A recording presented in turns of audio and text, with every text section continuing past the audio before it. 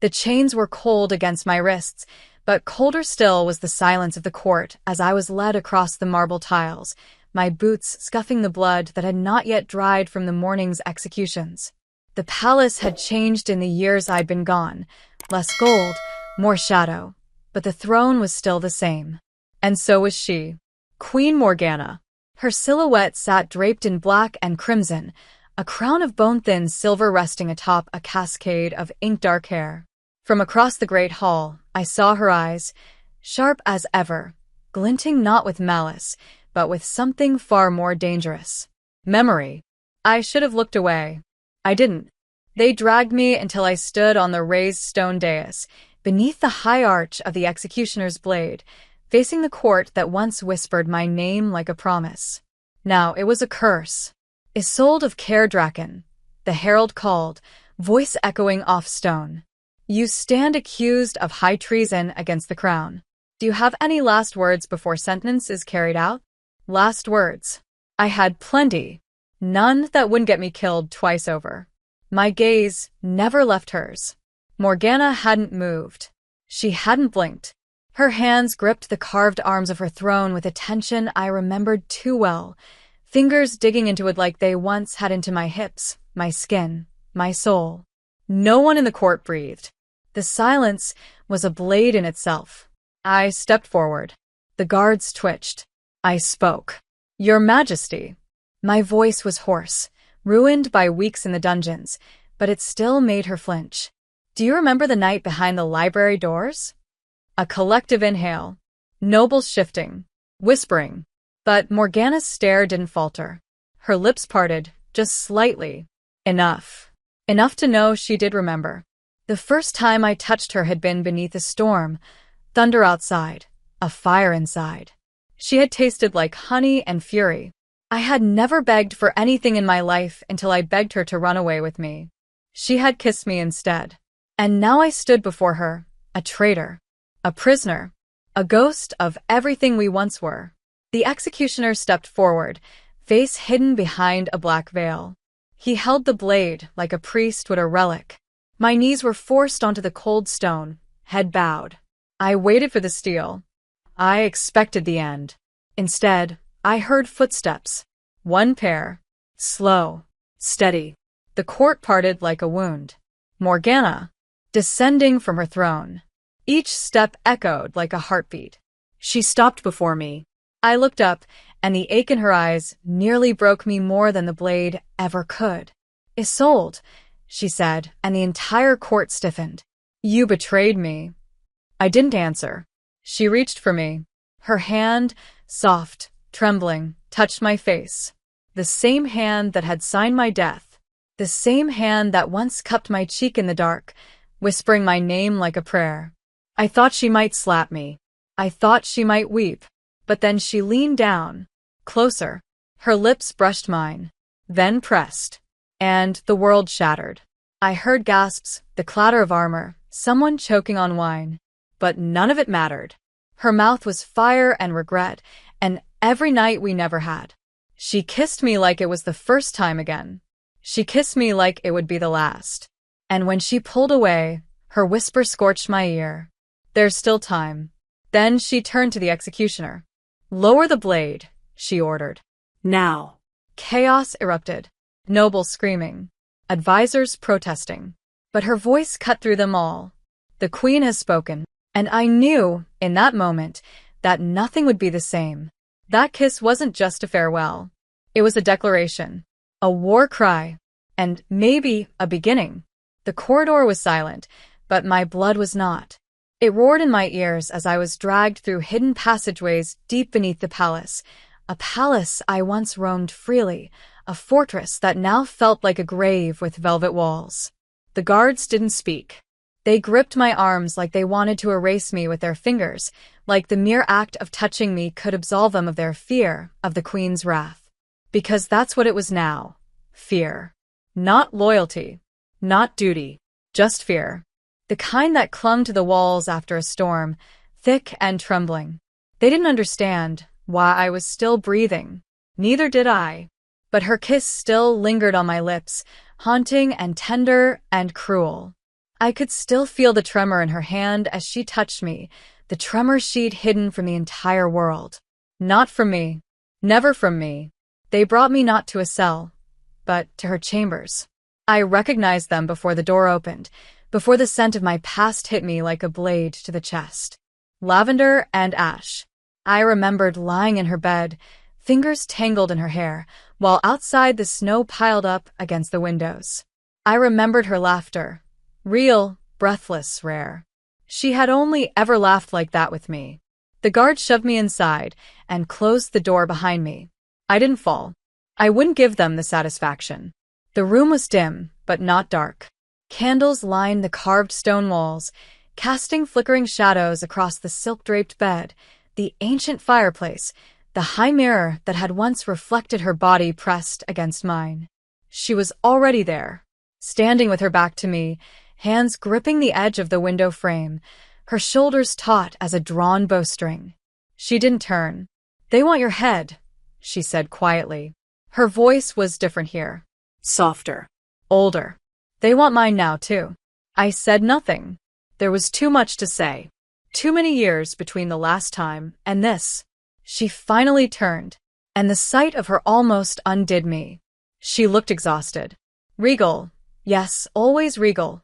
But there were dark shadows under her eyes, a tightness in her jaw. Her crown was gone. Her hair unbound. And still, she was the most dangerous thing I'd ever seen. "Why?" I asked. It came out sharper than I intended. "Why did you kiss me?" Her eyes searched mine. Slowly, she stepped closer. "Because I had no choice." "You had every choice." I was shaking. "Not from cold. You're the queen. And you think that makes me free?" She snapped, fire flashing through her like it used to when we argued under stars. "You think I get to want anything?" I stepped forward. "You wanted me once." I never stopped. It was a whisper. A wound. I swallowed the storm in my throat. "Then why did you let them take me?" She closed the space between us in a heartbeat. "Because if I hadn't, they would have taken your head in the streets. At least this way, I could control how the blade fell." "How merciful of you." She flinched. "Good. Let her feel something." "You think I didn't try to stop it?" she asked. "I burned letters. I bribed half the council. I tried to bury your name beneath a dozen other trials, hoping it would all fade. But they were watching me, Isolde. They're always watching." My name in her mouth was poison and honey. I hated how much it still affected me. She reached out, then hesitated. "When they brought you back to the capital, I thought I would have more time. I thought I could." "What?" I interrupted. "Fix it? Save me like some broken ornament you once hid in your drawer?" "Don't do that." Her voice cracked. "Don't pretend I didn't love you. You didn't love me enough." The words were knives. She looked like I'd stabbed her. "I loved you too much," she said. "That's why I let you go. That's why I told you to run all those years ago." And I did. I spat. I ran until the edges of the map blurred. But you can't outrun a crown's reach, can you? Silence fell between us, thick as velvet, cruel as war. She moved to the table and poured herself wine with shaking hands. I remembered those hands on my waist, my throat, clutching my hair as she whispered how she wished she'd been born a peasant, just so she could love me without consequence. I hated how much of her I still carried, how every part of my body remembered hers. "You have until dawn," she said finally. "The court will demand a public explanation by then. I can't protect you after that." "So, what is this?" I asked. "A farewell? Another goodbye kiss before you let them kill me properly this time?" "No." She walked toward me again, the firelight catching her eyes. "This is a moment. The last one I might have with you where no one is watching. Where I can say what I should have said 10 years ago." I waited. My heart betrayed me by hoping. She reached out, and this time, I let her touch me. Her fingers brushed my cheek, tracing the scar she once kissed after a battle, long before either of us were important enough to be hunted. "I was afraid," she whispered. "Of them. Of what it would mean to love you openly. But I'm not afraid anymore." "You waited until I was on my knees to decide that?" I waited until I realized I would burn the world before I lost you again. Her mouth found mine, desperate, searching, breaking. The kiss wasn't sweet. It was a storm. Years of anger and longing and betrayal crashing together. I kissed her back with everything she took from me. My exile, my silence, my broken pieces. When we broke apart, she rested her forehead against mine. "There's something you don't know," she said, breathless. "Something that could change everything." "Then tell me." "Not here. Not yet. Just stay." "For how long?" "Until I figure out how to make you live without losing my kingdom." Her voice was shaking now, and for the first time in a decade, I saw her not as a queen, but as the woman who once curled up beside me in the snow and swore that if we died, we'd die together. But we hadn't. I died alone. And now she wanted to resurrect us. I didn't know if I could let her. But I also didn't know how to walk away again. So I stayed. Just for that night. Just to see if the ghost of what we were could still breathe in candlelight. I woke before the sun. The bed was warm. Her absence wasn't. I stared at the silk canopy above me, remembering the way her body had curled around mine in the quiet hours of the night, when neither of us pretended to be anything but lost women clinging to each other in a kingdom of wolves. But now, the space beside me was cold. And she was gone. Again. I sat up slowly. My body still remembered her touch, where her fingers had trembled against my ribs, where her lips had pressed behind my ear, whispering apologies soaked in wine and longing. It would have been easier to hate her if she didn't look so much like regret when she touched me. The door creaked open. I didn't flinch. If they'd come to finish what they started, I'd die facing them. But it wasn't a guard. It was a girl, no more than 16, with ink-stained fingers and eyes too old for her face. She bowed quickly, nervously, holding out a folded piece of parchment. From Her Majesty. I took it without a word. The girl didn't linger. The second she closed the door, I unfolded the letter. "Isolde, if you are reading this, then you're safe, for now. I've arranged for you to stay within the East Wing, hidden under the guise of a visiting foreign noblewoman. Your name is Lady Iselin of Dirthmoor. Speak it like it's truth, or you won't last an hour. My most loyal handmaiden, Ceres, will attend to you. Trust no one else, not even those who smile, especially not them. I'll come to you at dusk. There are things I must do today that may decide both our fates. Burn this letter after reading. M." I stared at the final initial. So small. So sharp. I didn't burn it. Not yet. I needed something of her that hadn't lied to me, that hadn't abandoned me 10 years ago. Hours passed slowly. The palace walls were too quiet. Servants moved like ghosts, avoiding eye contact. I heard snippets of their whispers through the heavy doors. Treason, madness, civil war. Her name followed mine like a shadow. When Ceres arrived, she didn't speak much. She bathed me, dressed me in the silks of a noblewoman, painted my lips in royal reds and braided my hair with gold threads. Her fingers were skilled, efficient, but I saw the questions in her eyes, the ones she didn't dare ask. When she finished, she stepped back and studied me. "You don't look like a prisoner anymore," she said quietly. "Good. And you don't look like someone who used to share the queen's bed." My eyes narrowed. She didn't flinch. "Bold girl." "I don't know what you think you know," I said. "Then let me guess." She tilted her head. "You loved her. She loved you. But love isn't enough when crowns are involved." I said nothing. Her expression softened. "I just hope you're not here to break her again." I opened my mouth to snap back, but the knock at the door silenced us both. It wasn't her. It was a messenger. The queen summons Lady Iselin to the Western Gardens. Alone. Ceres gave me a nod. "Go. Quickly. Before anyone else sees." I followed the twisting halls, heart pounding with every step. The gardens were hidden beyond the great stone archway, blooming under a sky the color of bruises. Morgana waited beside the fountain, her back turned, her cloak fluttering in the wind like smoke. Love what you've seen so far, and want to help me keep creating these awesome stories on this channel? Then subscribe and hit the bell. Your subscription supports the channel and makes sure you get more exciting stories. You didn't burn the letter, she said without turning. How do you know? Because I still know you. You never throw anything away. Not even pain. I approached slowly. She looked tired, like she'd fought a dozen battles before breakfast. You gave me a new name, I said. Lady Iselin. It suits you. It's not mine. She turned. Nothing is ours, Isolde. Not even our names. We belong to the stories they tell about us. You're safe for being someone else. And what are you now? Still the queen? Or just a woman too scared to finish what she started? She stepped close. Too close. Her scent wrapped around me. Myrrh. Ash, the past. I'm the woman trying to keep you alive. Even if it kills me. Then tell me what you meant last night. The thing I don't know. She hesitated. That hesitation meant danger. Secrets. Things deeper than betrayal. Not here, she said again.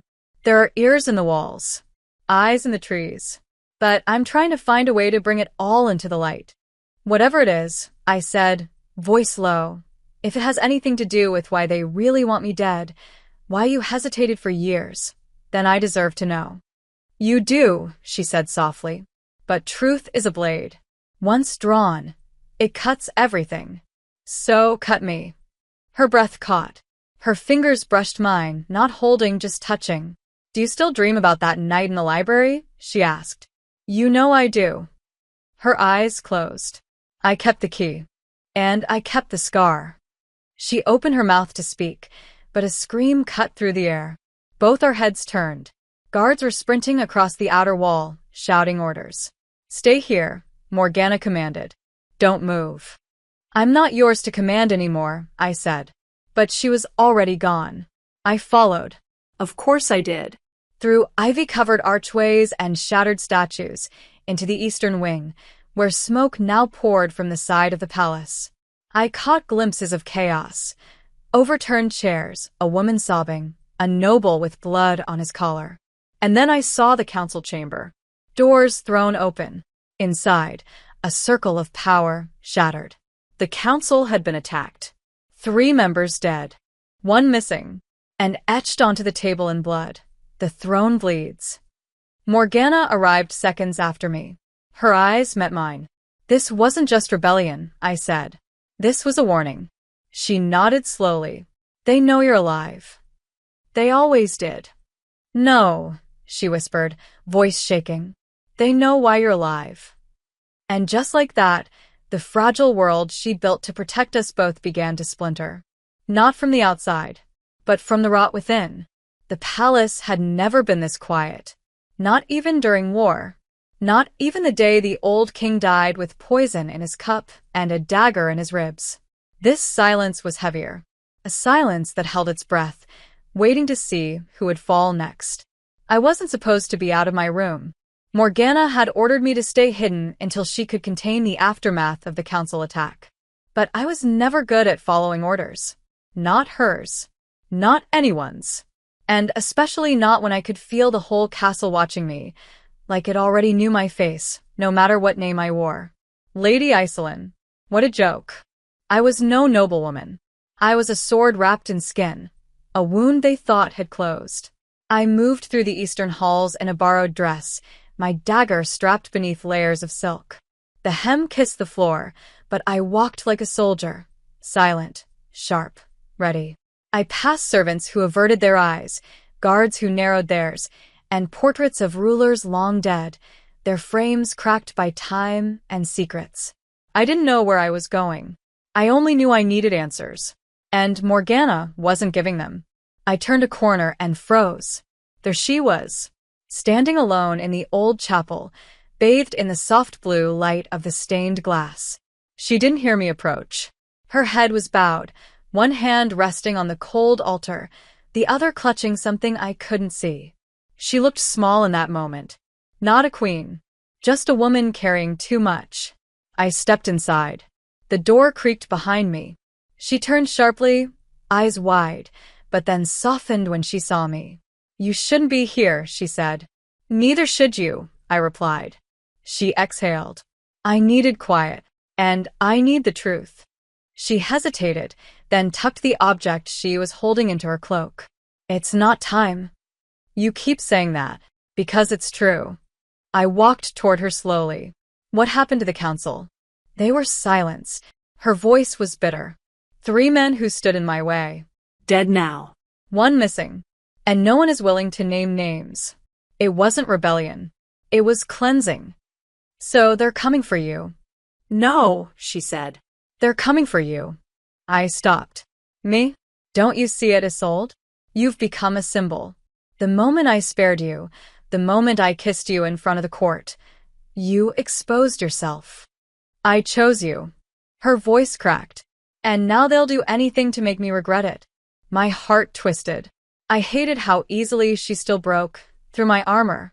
"Then tell me what you're hiding," I said again. "I deserve to know why my name is written in blood on the council table." She looked at me like I was fire, and she wanted to burn. "You were never just a warrior. Not to them. Not to me. Then what am I?" She stepped closer. "Mine." The word slipped from her mouth like it had been caged for years. Her fingers brushed my jaw. I didn't pull away. I couldn't. "Say it again," I whispered. "Mine," she said, breathless. "You've always been mine." Her lips were on mine before I could reply. This time, there was no hesitation. No court. No blade above our heads. Just us. Her mouth claimed me like a woman starved. My hands tangled in her hair, pulling her closer, closer. She moaned into my mouth, and it shattered something in me. The years we lost, the pain we carried, it all spilled into that kiss. I lifted her onto the cold altar, silk riding up her thighs, her crownless head tilted back as I kissed down her neck. "Isolde," she gasped, and I wanted to carve the sound into stone. Her hands gripped my back, nails digging through the fabric. I slid between her legs, her heat like a promise, her breath ragged against my cheek. "Tell me to stop," I said, voice trembling. "No," she begged. "Don't you dare." I lifted her skirts higher. She wrapped her legs around me, and for a moment, there was no kingdom, no crown, no war, just 2 women who had been denied too much for too long. I worshipped her like she was both altar and sin. Her moans echoed through the chapel, each one a prayer to something older than God's. When she came undone in my arms, she clutched my name like salvation. Afterward, we stayed there, tangled in each other, heartbeats trying to find the same rhythm. She traced the scar on my shoulder. "I hated them for hurting you," she whispered. "And I hated myself for letting them." "Then don't let them win now," I said. "Tell me the truth." She pulled away slightly. "Someone knows. About us. About what happened the night you fled. They think I gave you something before you disappeared." "Did you?" "No," she said. Then paused. "But I was going to." My pulse quickened. What was it? A map. To the vault beneath the castle. The vault. It holds secrets older than the crown. Things that could unravel everything. I stared at her. "And they think I still have it. Or that I told you what's inside." She looked at me, eyes full of fear and fire. "Isolde, if they find out what I plan to give you, they won't just kill us. They'll erase us." "Then we find it first." She blinked. "What?" "We find the vault. We open it. And we decide what burns." Her lips parted. "You'd risk everything?" I cupped her face. "I already did. 10 years ago. When I loved you." Her eyes shimmered. "You still do." It wasn't a question. I never stopped. We kissed again, slower this time. Tender. Aching. But we both knew it was the calm before the storm. Outside the chapel, thunder rumbled. And the palace began to bleed secrets through its cracks. The entrance to the vault was not where the old map said it would be. Of course it wasn't. Nothing about this castle had ever been honest. Secrets were carved into every brick, hidden in the architecture like veins beneath skin. Morgana stood beside me, cloak drawn tight around her as the cold air of the cellar licked our bones. We were deep beneath the eastern wing now, beyond the wine cellars and the servant paths, in a part of the palace only the dead remembered. "It should be here," she whispered, running her fingers across the damp stone wall. "There's a mechanism. My mother once told me about it, long before she went mad." "Your mother saw the vault?" No.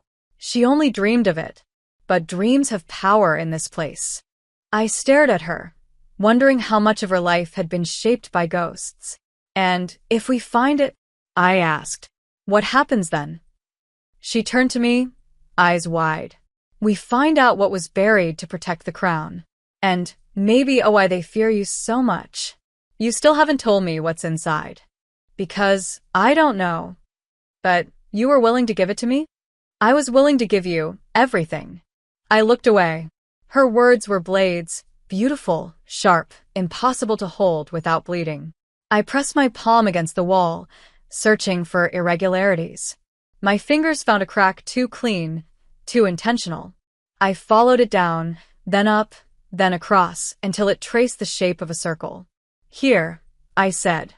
Morgana knelt beside me. Her fingers joined mine, pressing into the grooves.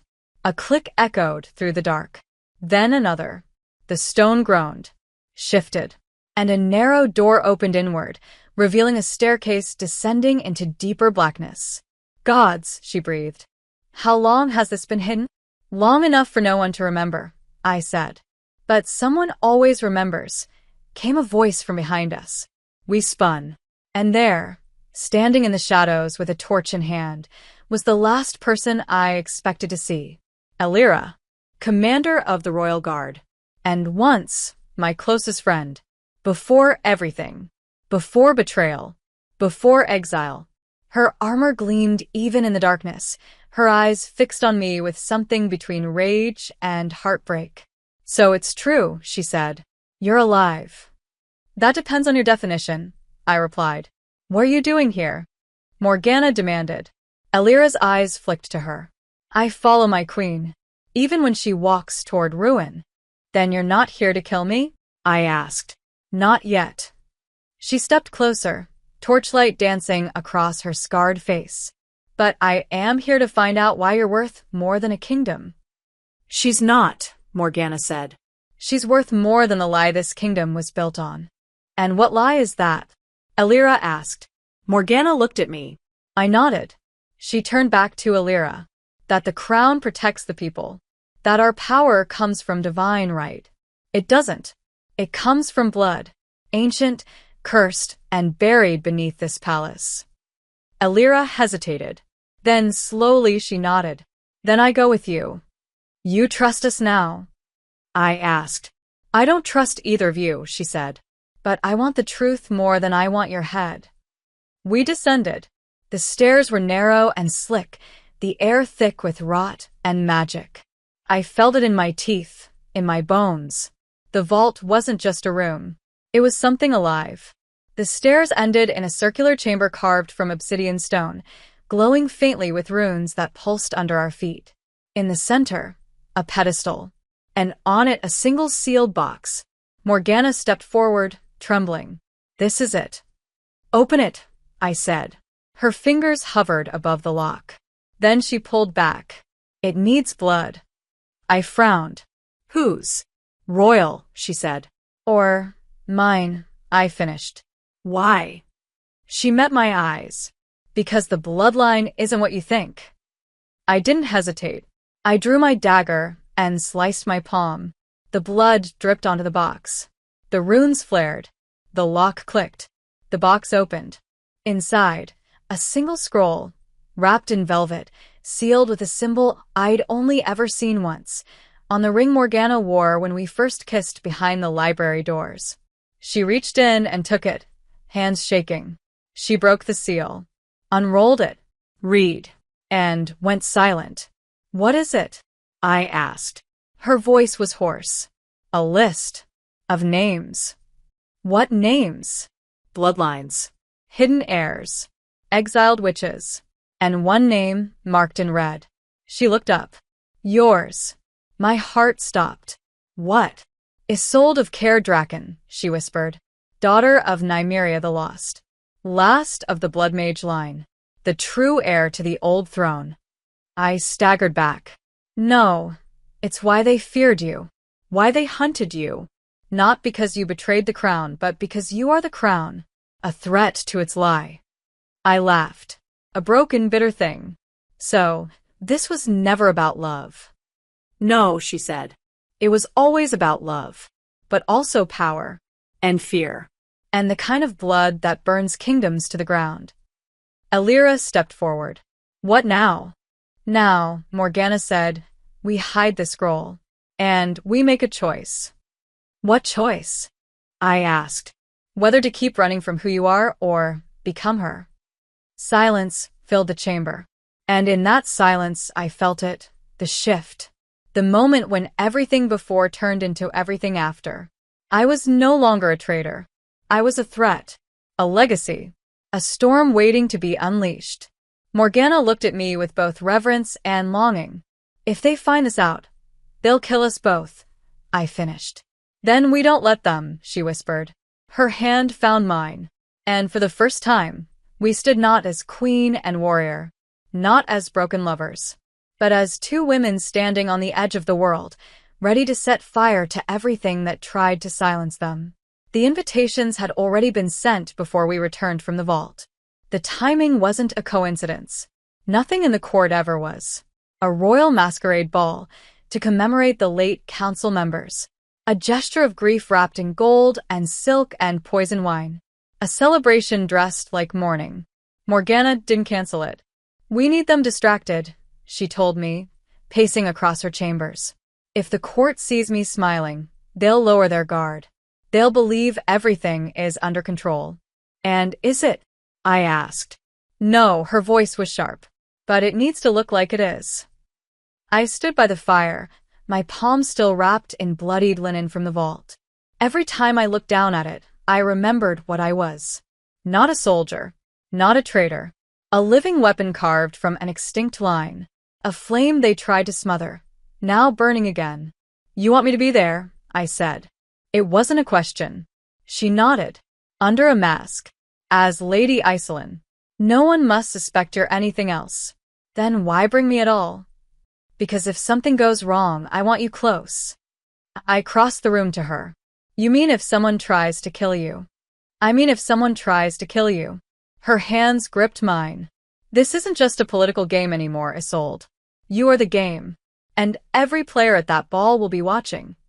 And Elira? She'll be my shadow, Morgana said. I trust her. I didn't answer. I wasn't sure I trusted anyone anymore. Not with the scroll hidden beneath a loose stone under Morgana's bed. Not with the feeling in my gut that someone had already seen us enter the vault. The night of the ball came fast. The palace transformed itself. Black and gold banners rippled from the towers. Chandeliers glittered like stars above a sea of nobles dressed in silk and sin. The ballroom pulsed with music, laughter, and the smell of perfume thick enough to choke. I entered alone, my mask a silver fox, my gown dark as midnight. I felt eyes on me, admiring, curious, suspicious. I kept my chin high and my hands still. I'd worn armor to war. Tonight, silk was sharper. Morgana entered moments later, a vision in crimson. Her mask was shaped like a phoenix, her dress clinging to her body like a promise she had no intention of keeping. The room stilled at her presence. They bowed. They smiled. But beneath the reverence, I saw fear. And beneath that, hatred. Elira hovered behind her, scanning the crowd like a wolf. Our eyes met across the room. Morgana's lips parted, just slightly, and I knew she was remembering last night. The vault. The kiss we didn't dare steal in the dark for fear of never stopping. A nobleman approached me, offering his hand for a dance. I accepted. I smiled. I played my part. We spun across the floor while the musicians played something slow and sweet. I don't believe we've met, he said. Lady Iselin of Dirthmore. I lied smoothly. Charmed. You fight like a soldier. And you flatter like a spy. His smile faltered. Well, perhaps I'll see you again. Perhaps not. I left him with a bow and melted into the crowd. I needed air. I slipped through the side corridor toward the northern balcony. The night was cold, the stars indifferent. I leaned against the stone railing, trying to breathe. "You look like you're about to stab someone," came a voice behind me. "Elira." She didn't wear a mask. Her armor was her disguise. "You still follow me," I said. "I always did. Until you stopped." She joined me at the railing. "Do you remember the night before you fled?"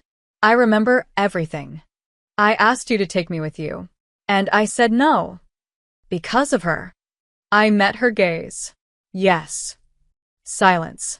Then, "If you'd said yes, do you think you'd still be alive?" "No," I whispered. "But I wouldn't have been alone." Her expression cracked. Just for a second. "You should know something," she said. "A message arrived this morning. From Caer Draken." My blood ran cold. "That city's ashes." "Apparently not. Someone claiming to be of your bloodline sent it. A warning. Or maybe a trap." "What did it say?" "The queen wears your crown, and the serpent sleeps in her bed." I turned sharply. "You think Morgana's lying to me?" "I think Morgana's been lying to herself for years. About what she's willing to sacrifice." "And who?" She stepped closer. "Be careful. If you fall for her again, it might be your last fall." She disappeared into the shadows before I could answer. When I returned to the ballroom, Morgana was gone. Panic prickled my spine. I scanned the crowd. The music slowed. The nobles whispered. A hush fell. Then I saw her, standing at the top of the grand staircase, holding a scroll. The scroll. My heart stopped. She wouldn't. She couldn't. She unrolled it. My legs moved before my mind could. I pushed through bodies, silk and masks and perfume blurring around me. "Don't," I hissed when I reached the steps. "You'll get us both killed." Her eyes met mine. But they weren't filled with fear. They were burning. "They need to know the truth," she said. "No," I said. "Not like this." "Then how?" she whispered. "How do I protect you, if I keep hiding you?" "You don't protect me by turning me into a martyr." Her grip tightened on the scroll. The ballroom was watching. I saw Elira at the edge, hand on her sword. Ready. Waiting. I stepped closer. "Please," I said. "Not tonight. Not like this." A long pause. Then Morgana lowered the scroll. The tension broke like glass. Music resumed. Nobles exhaled. The lies survived another night. We fled the ballroom through a side passage. Inside her chambers, she paced like a caged thing. "I can't keep pretending." "Then don't," I said. "But you don't have to expose everything to everyone. Not yet. Not until we're ready." She asked. "You're still with me?" I crossed the room and kissed her, hard. "Always." Her hands clutched me like she was drowning. And maybe she was. Maybe we both were. But if we were going to drown, we would do it together. She pulled away, breathless. "Then let's prepare for war." The map was drawn in ash. Not ink. Ash mixed with blood, from a time when the throne was still young and hungry. Morgana unrolled it on the table between us, the parchment old enough to crumble if we breathed too hard. It showed the hidden chambers beneath the city, the tunnels carved by slaves and sorcerers to escape kings and summon gods. "They never destroyed the rebel catacombs," she said. "Only sealed them." "And you know where the seals are?" I asked. "Not all of them, but enough to start." We were in the Queen's war room now, no longer pretending peace. The doors locked, the curtains drawn. Outside, the palace still laughed, danced, drank. Inside, we planned a coup. Or a resurrection, depending on who told the story. "If we can reach the catacombs," Morgana said, pointing to a mark beneath the royal crypt, "we could rally what's left of the old blood." "If they haven't all been executed," I added. She looked up at me. "That's where you come in." "As a symbol?" I asked. "Or a weapon?" Her silence was the answer. I looked away. She crossed the room, touched my arm. "I'm sorry." "No," I said. "You're not. You need me." And I stopped. "I'm not sure if that's love or desperation." "It's both," she whispered. And I'll take either if it means you live. I kissed her before she could say more. Because I didn't want to hear it. Because love with her had always tasted like war, and I was too tired to fight the wrong battles. That night, I returned to my chambers through the servants' halls. Saris waited by the window, arms crossed. You're planning something, she said. Everyone feels it. Then you should leave the castle, I told her. Now. I'm not leaving the woman who makes the queen forget her crown. I blinked. You know, I've known since the first night you arrived. She looks at you like she forgot to breathe before you came back. I didn't respond. There was nothing to say. Saris stepped closer. But others know too. And not all of them are loyal. My breath caught. Who? I don't know names, she said.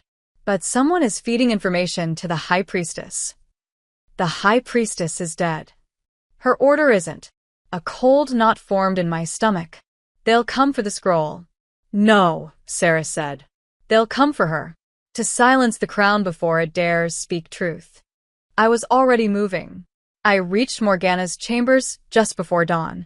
She was alone, curled on the edge of the bed, still in her red dress from the ball, her crown on the floor like something she'd grown tired of. Isolde, she whispered, sitting up. What's wrong? Someone's going to betray you. Her eyes sharpened. Who? I don't know yet. But the High Priestess's order is involved. They can act openly. Not without proof. Then we don't give them time to find it. We didn't sleep. We spent the day disguised, slipping into the city through the lower gates. We found the old symbol etched into a ruined wall, a serpent devouring its own tail. The mark of the catacomb pact. Here, Morgana said. We dig. But the stone was sealed. Not with mortar, magic. Old, dark, blood-forged. Only I could feel it, and only I could break it. I pressed my hand to the sigil, whispered the name my mother gave me before she died in chains. The stone wept dust, and opened. We descended into a world forgotten by light. The tunnels smelled of damp memory and rusted steel. Symbols glowed faintly on the walls, warnings in a language that pulsed beneath my skin like a second heartbeat. We reached a wide chamber where the torches lit themselves. And standing there, waiting, cloaked in shadow and fury, were the remnants of the old guard. Sorcerers, exiles, blood mages with gold eyes and serpent tattoos. One stepped forward. A woman, older than winter, her gaze piercing. Nymeria's blood, she said. At last. I am Isolde, I said. Of Caer Draken. You are the flame we buried. Come to burn again. She looked at Morgana. And you bring the queen who feeds the fire. We came to offer alliance, Morgana said. And to warn you, I added. The order is rising again. The woman nodded. They never fell. They just waited. Will you fight? I asked. She smiled. We've been waiting for our signal. Then here it is, Morgana said. We march at dusk. We left before the sun could rise fully. As we neared the surface, Alira stood waiting at the tunnel exit. She looked pale, angry, and afraid. Where have you been? She demanded. Gathering the storm, Morgana said. Alira's hand tightened on her blade. You've been seen. The court is whispering. And someone sent assassins to your bedchamber an hour ago. I wasn't there, Morgana said. You were supposed to be, Alira snapped. Her eyes locked on me. Did you know? Know what? That your name was on the warrant. My breath caught. What? An order. Signed by someone on the royal council, declaring you an enemy of the throne. If you hadn't left, they'd have gutted you in your sleep. Who signed it? I asked. Alira hesitated. Then, your handmaiden, Saris. It didn't make sense. Saris, who painted my lips and whispered truths. Saris, who warned me. Saris, who said she believed in us. No, I said. That's not possible. Alira pulled a crumpled paper from her coat. Then explain this.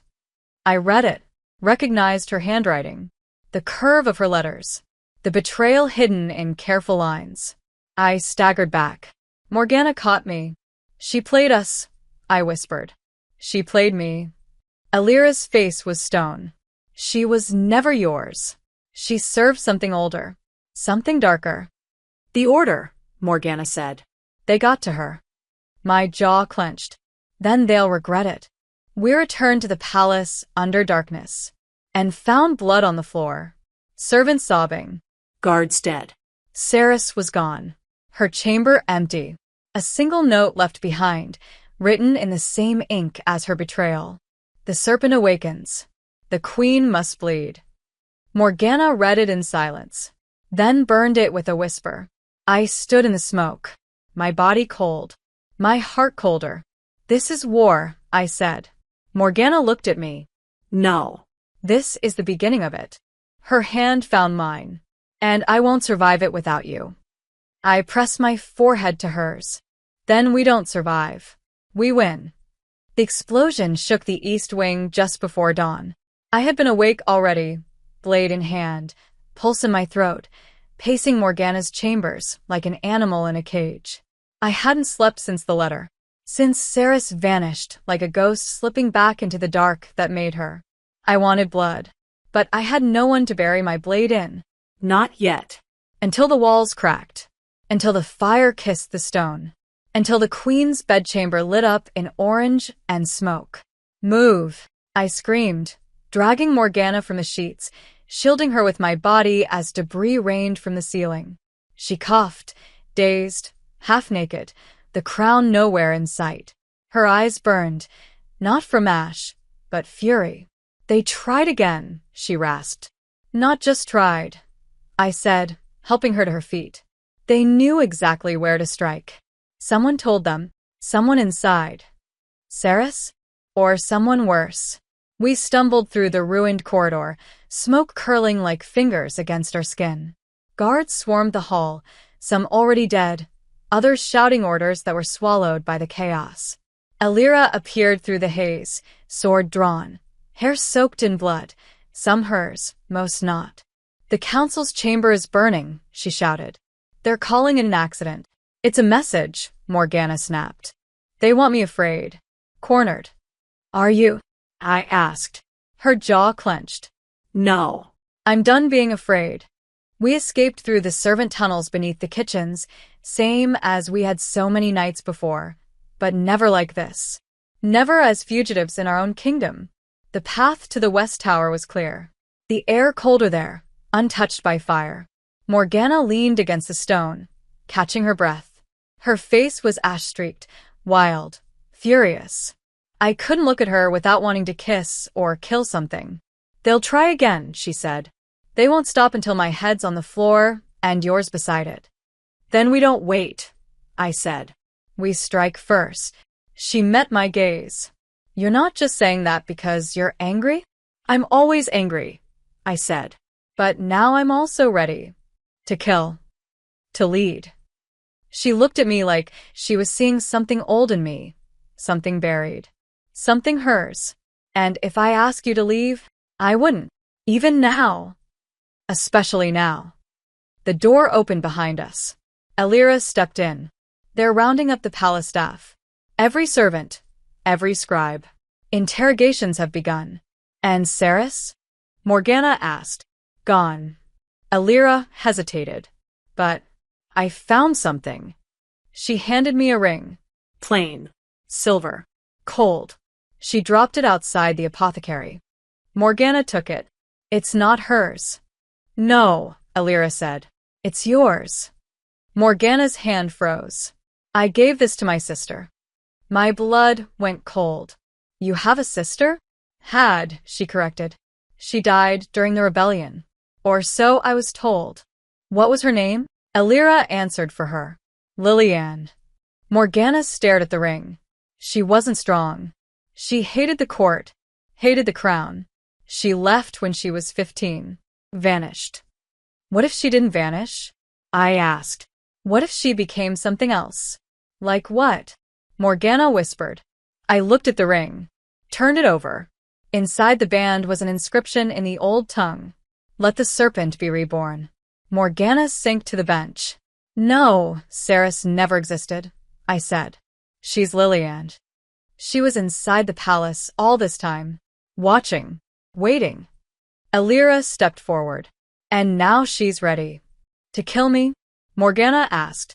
To take your place, I said. To end the bloodline by becoming its last whisper. Silence. Heavy. Infinite. Then Morgana stood. Taller. Sharper. Then let her come. Let her try. That night, we didn't sleep. We planned.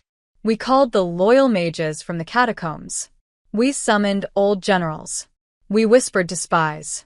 And we prepared the Queen's escape. I'm not running, she said. No, I replied. You're relocating. Temporarily. And you? I stay. She turned sharply. No, someone has to draw the blade while you disappear. Her voice shook. You're not bait. I'm fire, remember? She kissed me then. Hard. Desperate. Hungry. Promise me, she said. If you see her, Lily, and you kill her before she touches you. I nodded. But I didn't promise. I wasn't sure I could. Not if she still wore the face of the girl who brushed my hair, who smiled when I said her name, who brought me tea, and lies in equal measure. Not if she was still my Ceres. When Morgana left with Elira, I watched the shadows devour them. Then I returned to the Queen's chambers, now abandoned, ruined. I waited. The moon passed overhead, and sometime past midnight, the door creaked open. She stepped in like a memory. Ceres, or Lillian. Her eyes no longer soft. Her mouth no longer hesitant. You stayed, she said. I hoped you would. I stood slowly. You lied to me. I had to. Why? Because I wanted to see if she would choose you. She did. Then she's weak. No, I said. She's in love. And you? I'm in pain. I can fix that, she whispered, stepping closer. Join me. Help me rebuild the throne. No more queens who kneel to old gods. No more bloodlines cursed to burn. You want to rule? I want to survive. At what cost? She touched my cheek. At any cost. My dagger was at her throat before she blinked. Then here's the price. But my hand didn't move. Her breath hitched. You still feel it, she whispered. The part of you that wanted me. That part died when you tried to kill her. No. It's still there. Buried. Like everything else in this cursed place. Her lips brushed mine. Not quite a kiss. A reminder. And for a moment, I felt the burn of confusion again. The ache of a lie wrapped in care. But it wasn't stronger than what I had now. Than who I was now. I pulled back. You chose war. So did you. Then we end it. Tomorrow, she said. The order rises. The court falls. And all queens bleed. Not mine, I said. She smiled. We'll see. Then she vanished into the dark, leaving me with the scent of roses and ash. And a choice that would break something no matter how I made it. The palace burned before sunrise. Not with fire, but with screams. With steel. With the sound of loyalty snapping like dry bone. I heard the clash of swords echo through the marble halls long before I saw blood pool beneath the banners. The order had come, and they came through the front gates, not hiding, not silent. They marched in robes of black and crimson, bearing the mark of the serpent and the fire wheel. They were not just assassins now. They were revolution. And their queen wore my face. Not mine, truly, but hers. Lillian. Ceres. The girl who had once brushed my hair by candlelight now walked in armor, blade in hand, eyes burning with something too ancient to name. Find the imposter. I heard her scream from somewhere beyond the throne hall. Bring her to her knees. I wasn't hiding. Not anymore. I stood in the broken doorway of the Queen's private council chamber, sword drawn, blood already drying on my collar from the first wave of her zealots. They came fast. Trained. Magic touched. But I was born of the bloodline that defied the gods. And I didn't need a crown to remind them who I was. I moved like fury. My blade sang.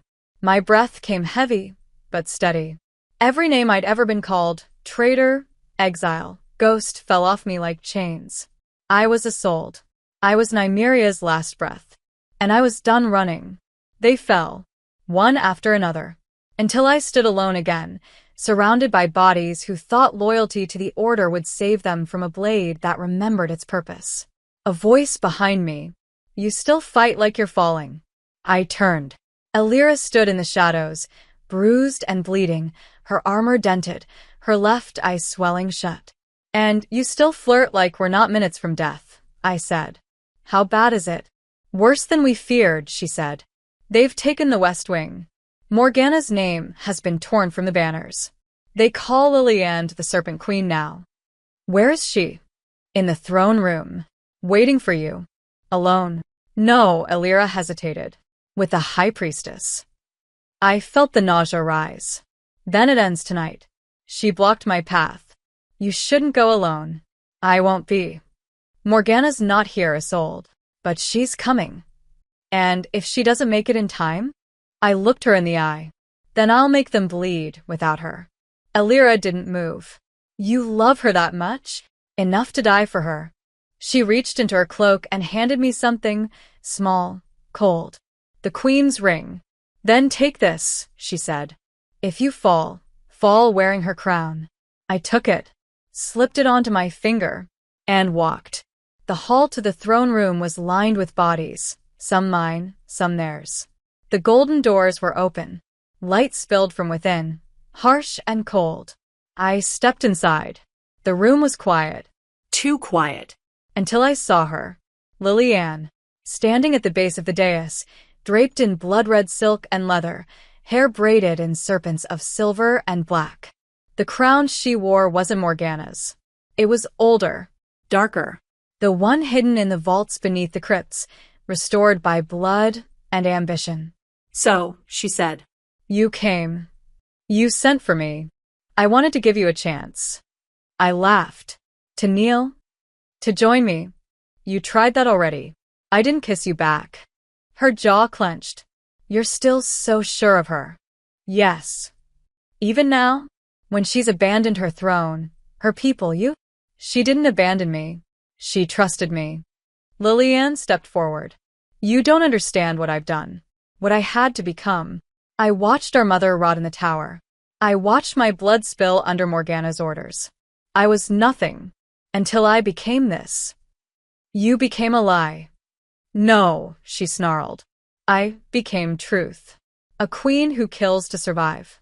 Not one who begs for love in the dark. I raised my sword. Then come survive me. She drew hers. The clash echoed like thunder. She was fast, faster than I remembered. Her blade danced with old magic, her strikes fueled by rage and betrayal. But I didn't yield. We fought across the chamber, shattering stone and splintering marble. She aimed to wound, to make me bleed slowly. I aimed to end it, but then I hesitated. Just once. Just enough. And she cut me across the side.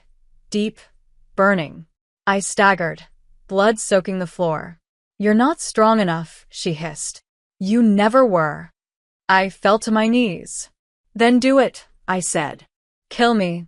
She raised her sword. And then a voice, cold and thunderous. Touch her, and I'll rip your heart out through your mouth. The court doors slammed open.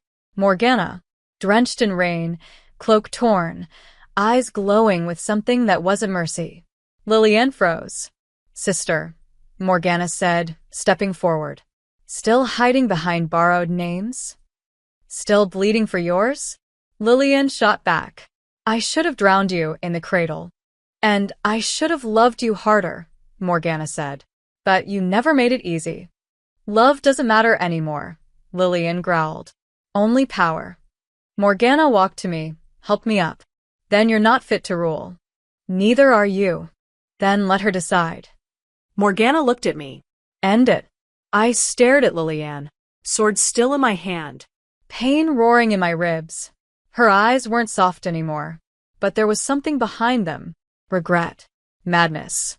A child who had never been loved enough to believe in kindness. I lifted my sword. She closed her eyes. But I didn't kill her. I turned and threw my blade into the throne. It split the seed in two. Silence. No one rules over ashes, I said. Not you. Not her. Not me. Lillian fell to her knees, laughing. Or crying. I couldn't tell. Morgana wrapped her arms around me, holding me like a woman afraid to break again. And I let her. Elira entered moments later, sword raised. The order is retreating, she said. They've lost their head. I looked at Lillian. She's not dead. Morgana nodded. But she's done. And the court. Elira smiled. Waiting for Queen. The rain didn't stop for 3 days. It fell like absolution, washing blood from the marble floors, peeling the banners of war from the palace walls. The fires had gone out, the screams had faded, and the silence left in their place felt like breath finally drawn after too long underwater. Morgana stood at the edge of the throne room, or what remained of it. The dais was shattered. The throne, broken clean in two by the blade I'd thrown. Rubble dusted her hair. The hem of her cloak was soaked. And still, she was the most beautiful thing I'd ever seen. I watched her from the doorway, hand pressed to my side, the wound healing slowly, magically. I could still feel where Lillian's blade had kissed my ribs. I would carry that scar, like all the others. She didn't turn when I stepped in, just said, quietly, "You've destroyed it." I had to. I know. A pause. It's funny. All my life, I thought that throne made me a queen. That sitting on it meant I mattered. That the crown would keep me safe. I moved to her side. Did it? She turned to me. No. But you did. I didn't know what to say to that. Not yet. Not when the air still smelled like grief. What will you do with her? I asked. She knew who I meant. Lillian, no longer Ceres, no longer a ghost. Just a girl. Broken in ways none of us fully understood. She's been taken to the northern sanctum, Morgana said. She's not a prisoner. Not yet. I want to give her a choice. The same one she never had. Will she take it? Morgana's eyes met mine. I don't know. But if she does, it will be the first thing I've ever given her freely. And the court. Divided. Some want her executed. Others want me dethroned.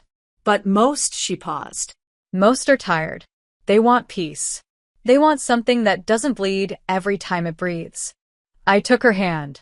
Then give them something new. And you, she asked. What do you want? The question hung between us like a thread pulled tight. I thought of all the things I had wanted once. Revenge. Justice. The past returned in pieces I could put back together. But now? I want you, I said. Not a queen.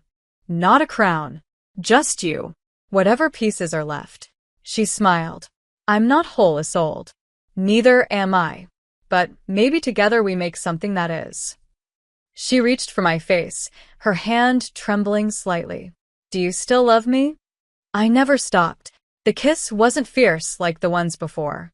It wasn't desperate or stolen or soaked in fire. It was soft. Steady. A promise. She pulled me into her arms, and I let myself fall into them. Into her. We stayed there until the rain slowed. Until the sun peeked through the broken stained glass windows, turning the cracked stones into something golden and fragile. The people will want an answer, she said. To what comes next. Then give them one. With you by my side? Always. That afternoon, Morgana called the court. Not in the throne room, but in the gardens, among the rose trees and wild ivy. She stood on the broken steps, no crown on her head, no scepter in her hand. Just me beside her, and Elira behind, her armor gleaming like dusk. The nobles gathered in silence. No one spoke. Not until Morgana did. The war is over, she said. But the cost remains. We lost too much, and gained too little. A pause. Her voice stronger now. For too long, power meant blood. Meant inheritance. Meant fear. That ends today. Murmurs spread. There will be no more throne, she said. No more sovereign rule. From this day forward, the kingdom will be guided by a council, chosen by the people. Not bloodlines. Not old gods. The nobles gasped. Some protested. But she raised her hand. You don't have to like it, she said, but you will live under it. And then she turned to me, took my hand, raised it. This is Isolde of Caer Draken, the last of the old blood, the rightful heir to more than you ever knew. She could have taken the throne. She could have ruled by force. Instead, she chose to end the cycle, to burn what could not be healed. If you follow anyone, let it be her example. I didn't want their cheers. I didn't want their fear. I only wanted her. That night, the people lit lanterns across the city. Not for mourning, but for beginning. For something that had never existed before. Hope. Morgana and I stood on the tower balcony, watching the lights move like stars. She wrapped her arms around me from behind, her chin on my shoulder. We don't have to stay, she whispered. We could run. Disappear. Be no one. We tried that once, I said. Didn't end well. She laughed softly. Then maybe we stay. But only as ourselves. Not rulers. Not weapons. Just women trying to build something new. I turned to her. We will fail sometimes. Often, she agreed. But we'll fail together. I kissed her. The kind of kiss that tastes like forever. And then I whispered, So what are we now? She smiled. Not queens. Not soldiers. Not enemies. She leaned in. We're free. And that was enough. The war was over. The secrets were told. The crown was broken, but love finally remained. Thank you so much for being here and for believing in this channel. If you feel in your heart, you can donate with super thanks so I can focus more and more on this project. Your support helps me keep creating these love stories and bringing them to life for you. See you in the next video.